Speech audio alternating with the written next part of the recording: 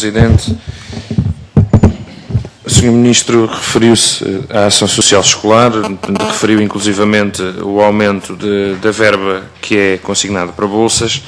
Bem, ela decorre do estrito cumprimento da lei, nem tampouco se pode aqui colocar uma opção política. Julgo eu estar a ser correto, o Sr. Ministro me contrariará se entender. Eu julgo que o cumprimento da lei exige que, em função do número de pessoas que cumpram determinados critérios, a verba orçamental, inclusivamente, se necessário, deve ser reforçada a qualquer momento do ano, se vier a enquadrar um número maior de estudantes naqueles critérios. A questão que devemos avaliar, no entanto, prende-se com a justeza dos critérios e o conjunto dos estudantes que neles de facto cabe.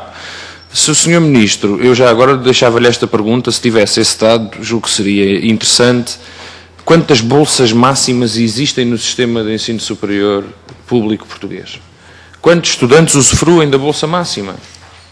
Em termos quantitativos, quantos estudantes usufruem da bolsa máxima? Para nós termos uma ideia de qual é o número de estudantes que, sentindo dificuldades económicas extremas, conseguem de facto chegar ao ensino superior. E quando o Sr. Ministro nos diz que o Ministério está apostado em criar mais condições para os que menos podem, soa-nos muito bem, Sr. Ministro. Só é pena é que não alargue a sua concepção de estudante carenciado, porque há uma franja muito significativa de estudantes que não cabem no seu conceito de estudante carenciado, às vezes por €1, como sabe, mas que de facto se encontram em situações sociais e económicas tão frágeis quanto os outros. Curiosamente, precisamente aqueles, essa franja, que de facto ainda de alguma forma se encontram no ensino superior. Porque, Sr. Ministro, fazer um sistema de ação social escolar que tem bolsas de valor significativo apenas para o miserável, para o absolutamente miserável, obviamente que soa bem dizer que apoia os mais pobres. O problema é que os mais pobres já nem chegam ao ensino superior e aqueles que de facto ainda têm alguma possibilidade não contam com o apoio do Estado.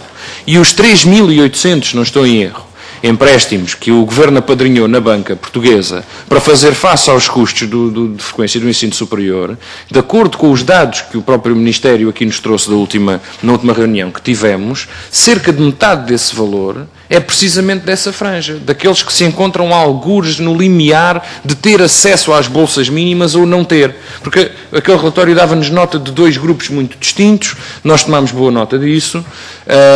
Há, de facto, um grupo que é, com toda a sinceridade, o que menos nos choca, que é aquele estudante que, para a sua autonomia, recorre a um empréstimo, mas há depois um grupo que o próprio relatório reconhece, de estudantes carenciados. Ora, se existe esse grupo, se ele é significativo, e se ele usufrui, inclusivamente em alguns casos específicos, de bolsa, mas de baixo valor, porque estão naquele limiar das bolsas mínimas, outros até já colocados de fora, temos uma evidência que salta à vista, Sr. Ministro, é que há uma franja de estudantes que está a usar os empréstimos exclusivamente para pagar os estudos e para a qual o apoio do Estado não chega através da ação social escolar.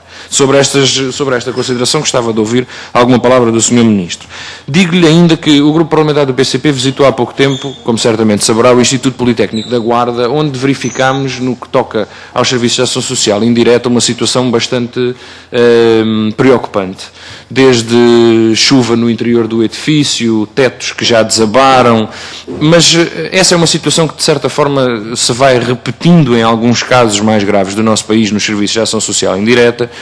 Mas ficámos também a saber que estas instituições, portanto, que as instituições e os seus serviços de ação social não têm nenhuma forma, não sabemos se por não existir cobertura legal ou porque o Ministério decidiu politicamente não o fazer, de concorrer a qualquer tipo de financiamento para recuperação e manutenção do seu património edificado, neste caso património edificado que está diretamente ao serviço dos estudantes, estamos a falar das residências, essencialmente.